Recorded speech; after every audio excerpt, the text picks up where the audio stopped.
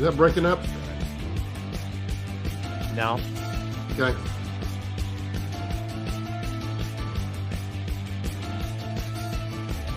Welcome to EnergyRogue.com, the go-to source for the latest insights and analysis on the energy commodities market.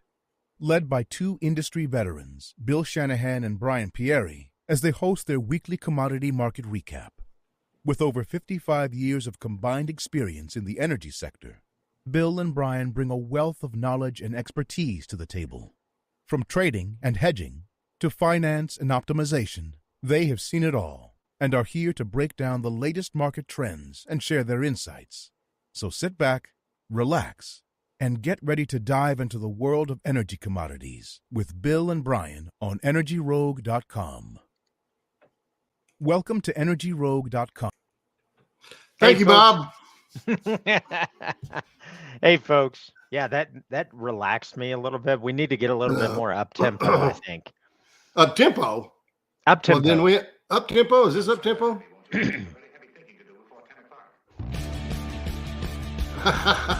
Hey, guys, we're glad to be here. Bill and Brian with Energy Rogue. And let me tell you something. We have got some things to talk about today. One of the things we're going to talk about today is storage. That is the French word for storage. Is it really? Yeah, no. I don't think so. You don't think so? That's the case. No, I don't think that's the case. Well, listen, before we go there, we are going to get our little commercial out of the way. I am Brian and my partner here, Bill. We have a company at EnergyRogue.com where we sell two products, Rogue Edge for $89 a month and Rogue Premium for $179 a month. And what you get in each one. For $89 a month, you get access to over 150 interactive and downloadable charts. You get a daily email that gives you the current market insights, a video recap every single week. And at the beginning of every week, you get a PDF that shows the outlines of what may happen, what topics are really important, whether it be supply, whether it be prices, whether it be demand.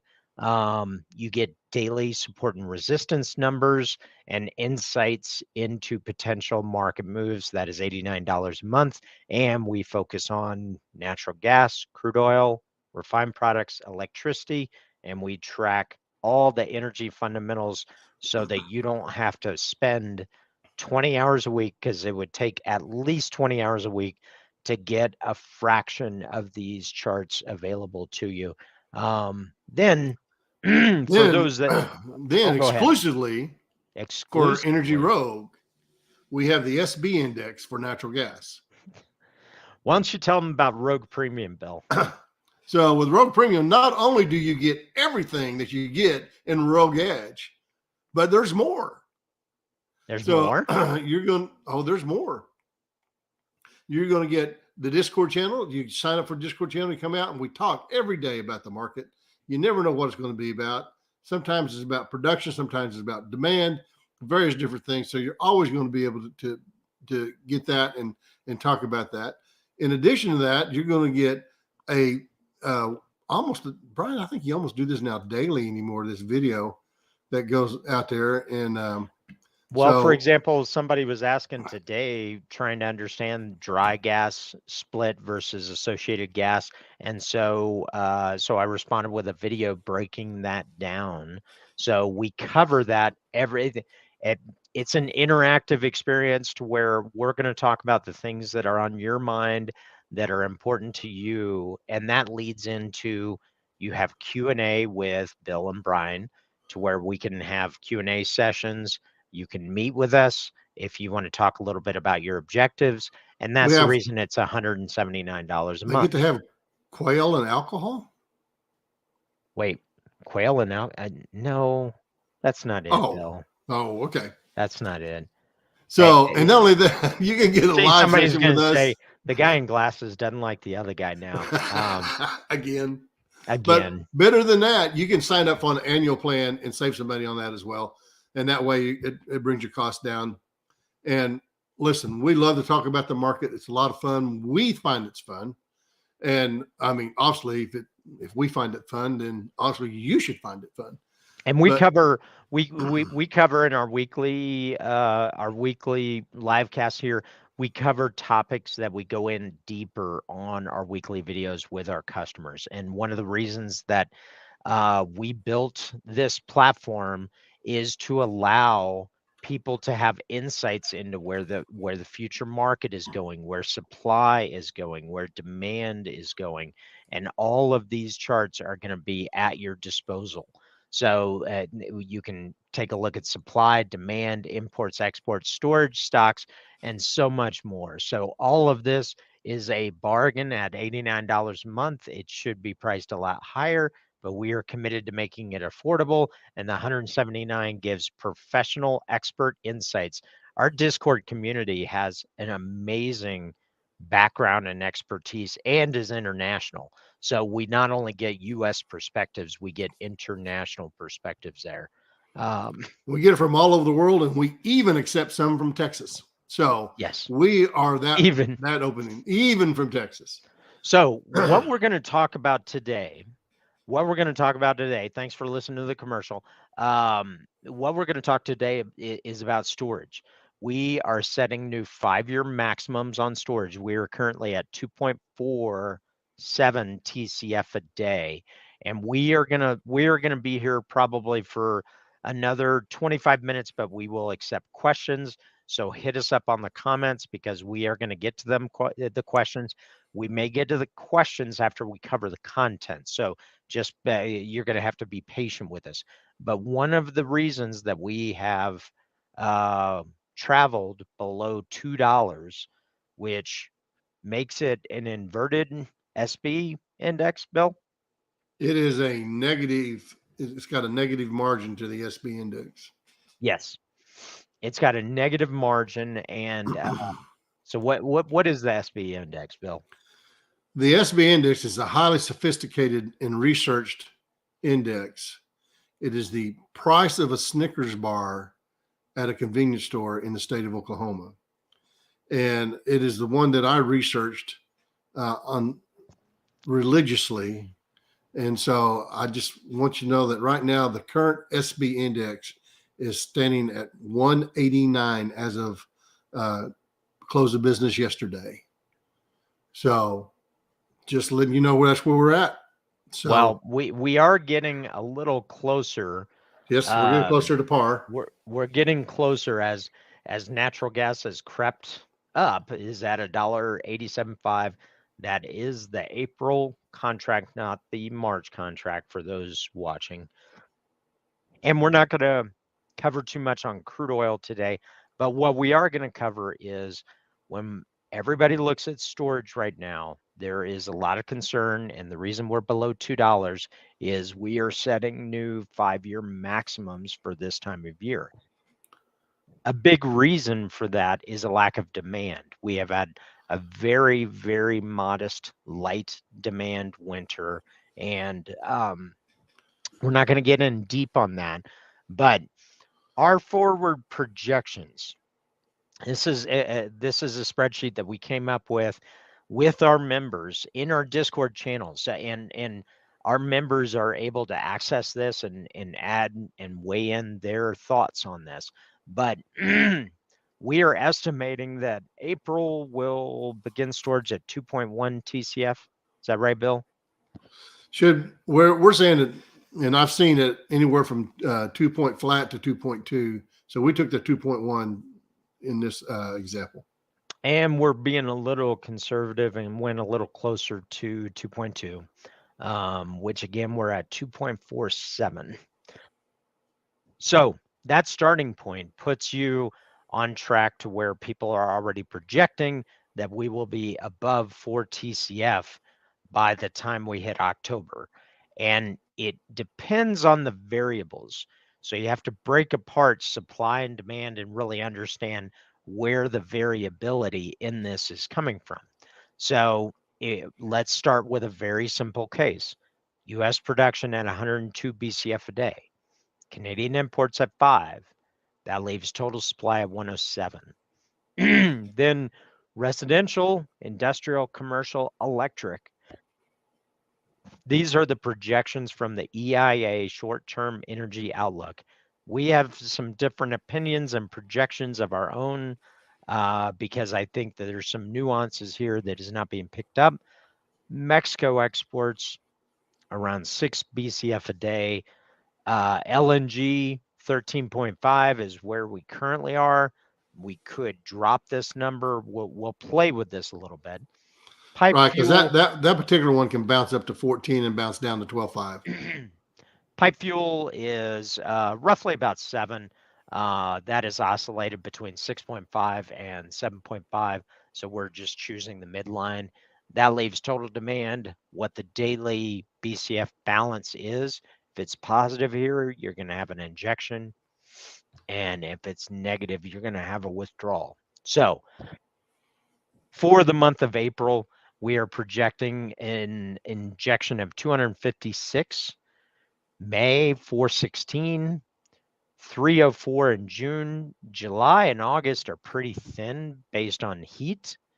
And then you have September, October are going to be above 300 apiece.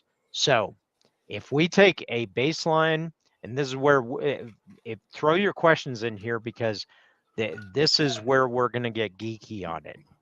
So let's take a look at the production variable real quick. All right, and this is the power of Rogue Edge, which is only $89 a month, is you can get and explore when you are running your own analysis. Well, what does supply look like?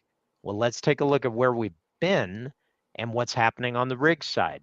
So last year when we were entering winter, we were at 102.5. Of course, we went up in the fourth quarter quite a bit, 3 BCF a day. That was a big spike. And then we did drop in January down to 95. That was because of the big cold snap and some shut-ins. We've recovered to 104.7. 103.8 was last week's number. This week's number is going to come out on Thursday, but the current daily runs are somewhere around 102 BCF a day. And you have announcements such as Chesapeake that they're going to curtail production. So where that number is and where that's going then gets to another question, which is, well, what does decline look like? Let's take a look at that. Rigs are what start the process to expand production or drop production. Now there's a slight lagging effect. Is that right, Bill? That's right. It's usually, I mean, the fastest would be 90 days, but the most important one would be probably, I mean, the longest is usually about 6 months. About 6 months? Yeah. Okay. At the longest. So last year, around June, so we should start seeing the impacts of this rig drop. So the engine that is producing supply is dropping. Now it is counteracted with how much new production is brought on per rig, which has to do with the depth of the drill as well as the length of the lateral of the drill and the productivity. And that's the reason that we track not only the rig count, not only the oil rigs and the gas rigs. What we take a look at by basin is we take a look at the shale production by basin, which will give you an idea of associated gas. We also take a look at declines by basin. So when you look at, well, let's pick a basin, Bill. So, you know, I think the Permian is a good one is because we've seen the biggest growth there. But as you see these production goes up, really you're actually also increasing decline because the bigger the number of the well is, the faster it will decline. So your well's going to decline roughly, especially the Permian wells and especially horizontal wells, will decline somewhere around 70% in the first 12 months. Yep. And so you keep stacking the 70% up, and you're going to have a larger decline. And that's basically what you're seeing. That's why this is a hamster wheel when you're doing production versus decline to stay at a flat number. So currently, Permian is bringing in over 24 BCF a day. But every month, we decline by 650,000 decatherms a day or MCF a day. Now, let's take a look at what the inventory is really bringing on in new production. We are still currently adding production. However, what I'd say is when not those rigs, let's scroll up here. Let's take a look at the Permian rigs because that's going to tell us whether that engine has stabilized, which it has. And So, so, folks, as you can see what Brian's doing there, you can click off basins in Rogue Edge and Rogue Premium. You can click off the basins and look at only the basin you're interested in.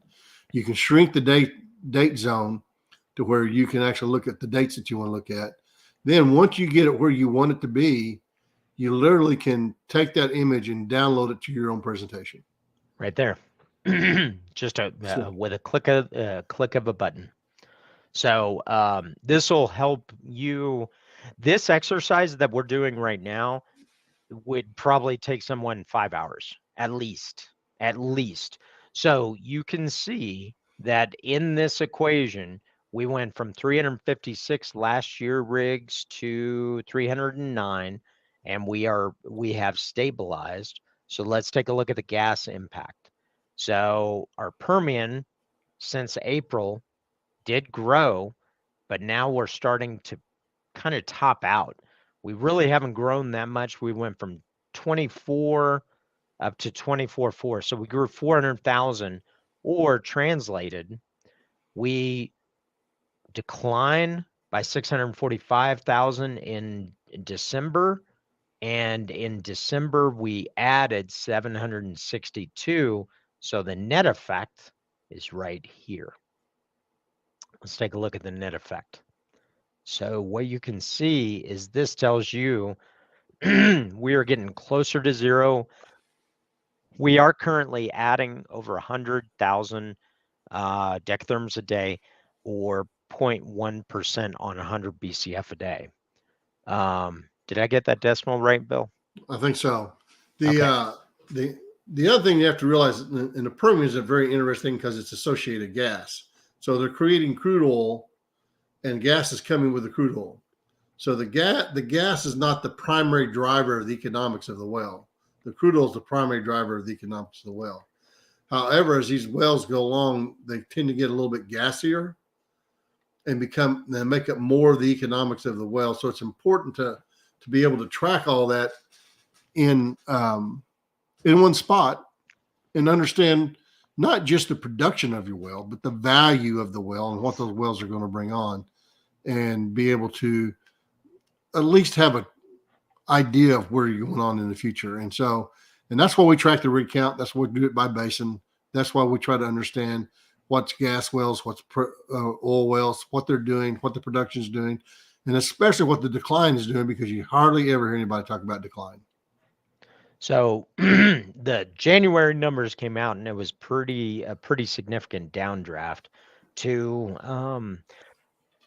every basin decline, but most of that is attributed to 1 week where we had a record storage withdrawal. So I'd probably discount this, but effectively we are below zero right now, which means all the basins added together, we are in decline. That means that if you go back to the top line, let's see this on crude oil supply. When you go to the top line dry production, this is going to continue to where we're not gonna be going above 103 in my view. 102, that seems like a reasonable place. I've seen recent weekly numbers being published there. 102 is there. 101 is where we could end up. So let's see. I see Bill smiling. Why are you smiling, Bill? We had some guy from overseas join, and he's making comments. Hey, James, good to see you. Good to see you. And listen, folks, we connect frequently with James at Arcus FX. I don't have his link handy, but he does technical analysis on not just natural gas, not just WTI, but he does so many different markets, interest rates, uranium, so NVIDIA, all the fun ones. So if you want to get into technical analysis, that's the place to go. So listen, James, and it's James with Arcus FX, and I believe it's arcusfx.com. So, James, you have a crude question. I'll get to that in a minute. We've got Richard. Good to see you. Thanks for always dropping in. And we do have another question here. Are you going to have James? Oh, there we go. No, we won't have him. Wait, it would be interesting. So, so Brett, we will coordinate with James and do another joint session, because I think together there's a lot of good synergy with that, because we cover the fundamentals. So thanks for recommending that. And James, if you're up for it, we'll go for it. So let me go ahead and touch this real quick. So Nigeria, and let me see which ones we already have pre-built in our supply side OPEC chart, because and James, if I remember right, Nigeria is bringing on this year in 2024, I believe, a huge refinery, yeah, like a very big one, over 500,000 barrel refinery. Yeah. And so they're trying to keep from exporting crude and importing refined products. So that's sort of what they're trying to take control of their destiny, if that's possible.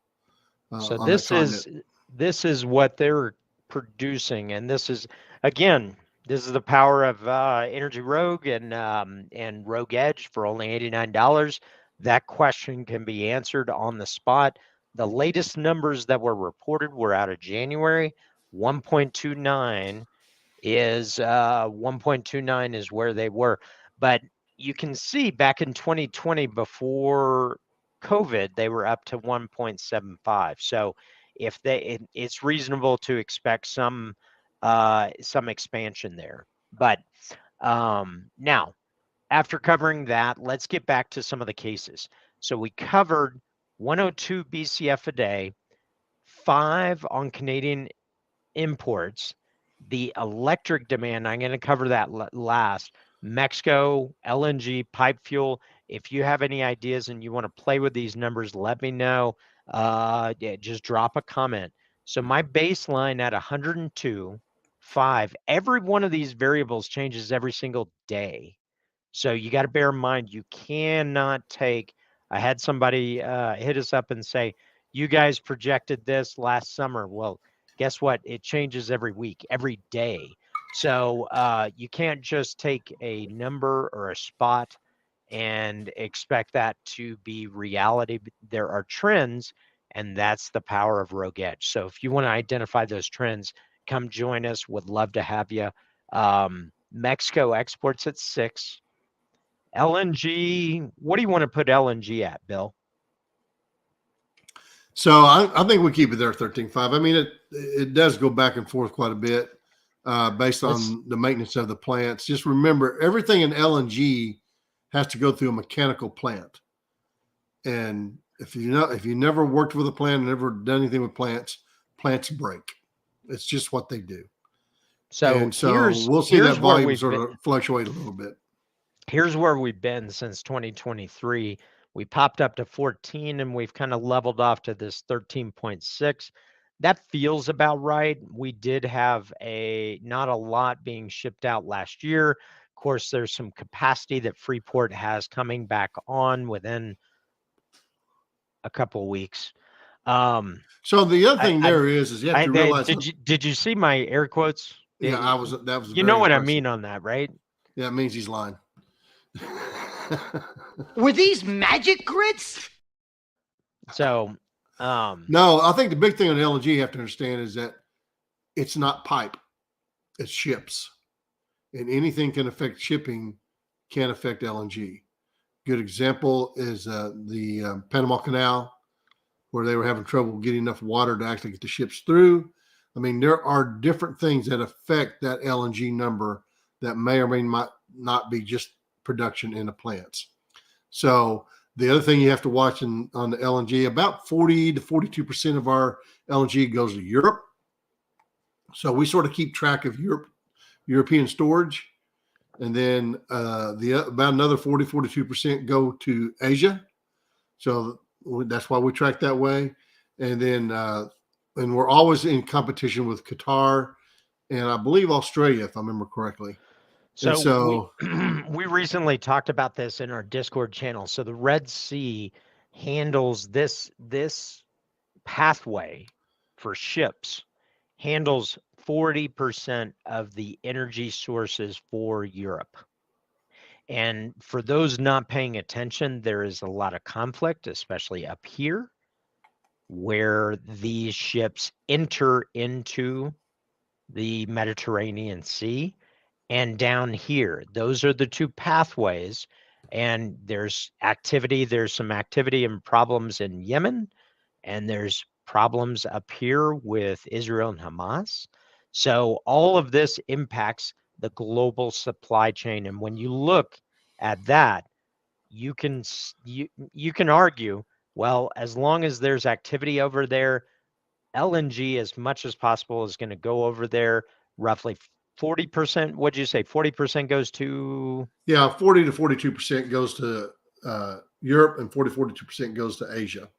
So it's reasonable to expect the 13.5. So a base and case Jay just mentioned another point on LNG is that the ambient temperature affects that because you have to get that stuff down really cold.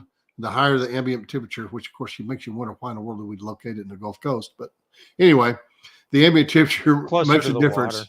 Yeah, there's always a trade-off in it. There's no solutions, just trade-offs. Yeah. And so that was one. Thanks, Jay, for sending that to me. So listen, base case 102 BCF a day results in a 4 TCF storage exit season for 2024. However, is that what we believe?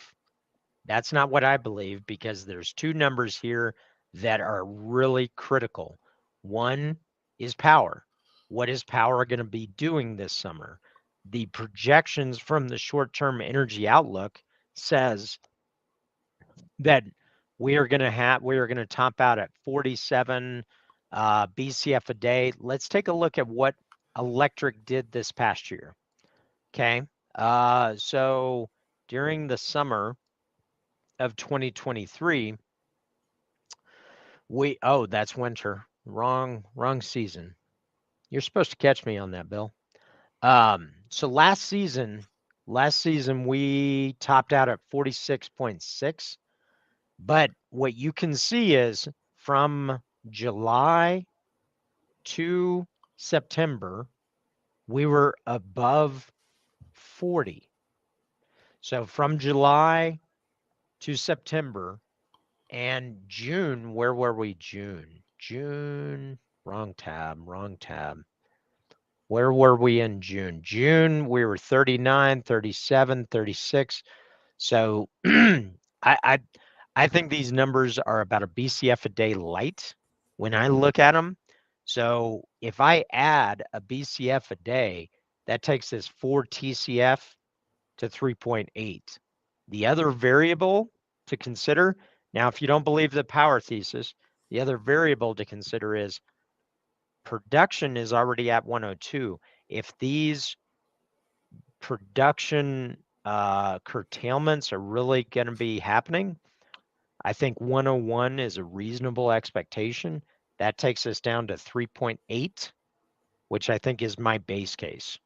So, because I may not be right on power, I may not be right on production, but I think the net effect of a 3.8 is where I would project it. But again, these numbers can and do change every single week. And so we're not financial advisors, do not take what we're saying today and come back to us in October, because every week we're looking at this. We are discussing it in our Discord channel. That's why I welcome you to come join us.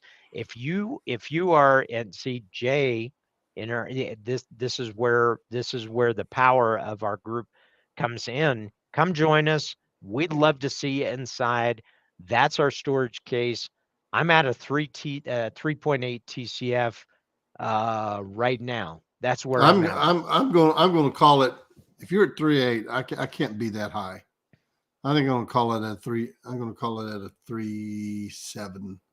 Okay. Only because there's Now, there's the nothing. The 3.8 case is with 101 BCF a day and taking the EIA projections on electric demand at face value.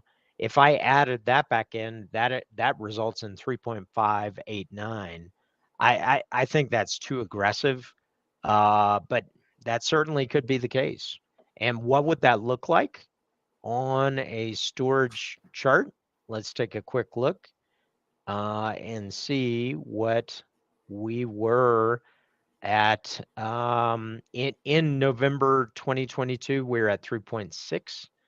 So last year, entering 2023, we were at 3.6. So a 3.589. It's not going to take much to balance.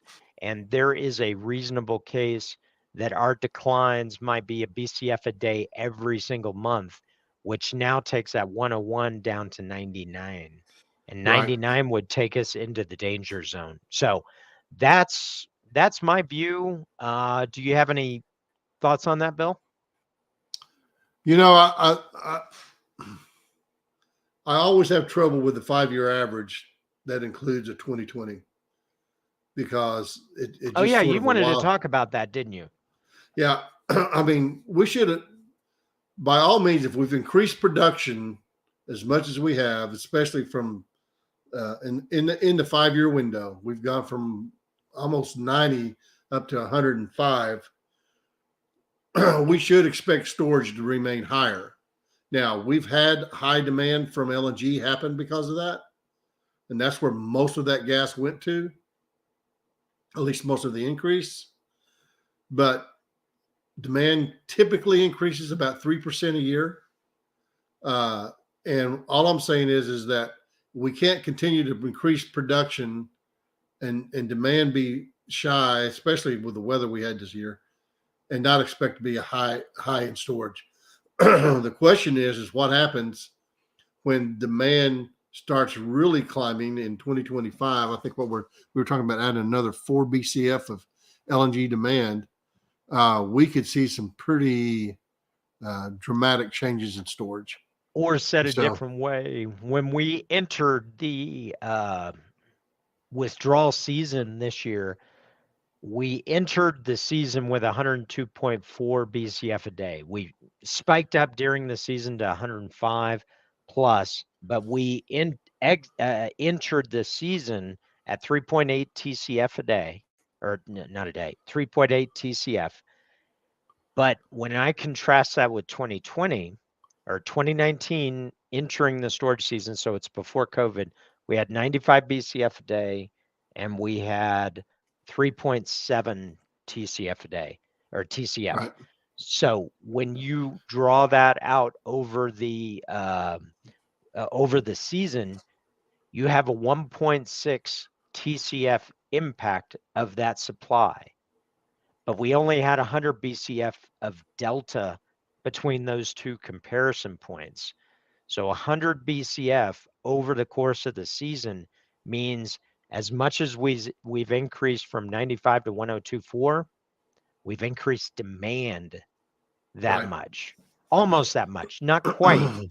And that's the reason that we're slightly over the 5-year average, because demand, if we've grown by 8 BCF a day on supply, demand has grown 7.5. So and most of that comes from LNG, and most of it comes from electric. So, and we have a continued growth engine on our Mexico exports as well. So if you take a look at that, that's continued to grow. That grows a little slower because a lot of it depends on Mexico exports or Mexico infrastructure.